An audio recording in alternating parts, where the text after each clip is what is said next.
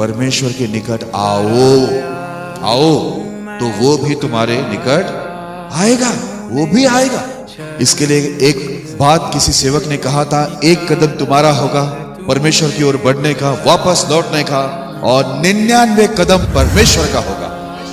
इसलिए लिखा है, पिता दूर से देखा और दूर से देखकर दौड़ा, बोला मेरा बेटा, क्योंकि वो भी वेट कर रहा था। परमेश्वर पिता भी वेट करता है कि ये लौटेगा। भले वो कुकर में गया, वो बुराई के अंदर गया, वो अधर्मिकता में गया, वो सब प्रकार के गलत काम कर चुका है, उसके जीवन के अंदर सब कुछ खत्म हो गया, उसने अशुद्ध खाना खाया, लेकिन एक पिता की इच्छा होती है कि वो लौटे।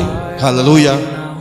इसलिए क्या लिखा मालूम है, जब उसने निर्णय लेकर अपने पिता की ओर जाना शुरू किया, बोलते वो बहुत दूर ही था, लेकिन पिता ने उसको दूर से देखा। इसका मतलब क्या मालूम है, पिता वो रास्ते पर देख रहा था जहां से वो अपने पिता को छोड़कर गया था ना बेटा, उसी रास्ते पर उस दिन से लेकर 6 महीना, साल भर, 2 साल, जब तक ये लौटा नहीं, परमेश्वर पिता उसी रास्ते पर अपनी दृष्टि लगाए रहता है कि मेरा बेटा, मेरी बेटी एक दिन उसी रास्ते से लौट के आएगा। हालेलुया। इसलिए बोलता वो दूरी से उसको देखा, और देखने के बाद बोलता है यहाँ से दौड़ हुई। बेटा चल रहा था, लेकिन पिता क्या किया मालूम है, दौड़ के जाकर उसको गले लगाया। हालेलुया। ये है हमारा परमेश्वर। ध्यान से सुनना, बहुत से जवान लोग बहुत ध्यान दे के मुझे सुनो।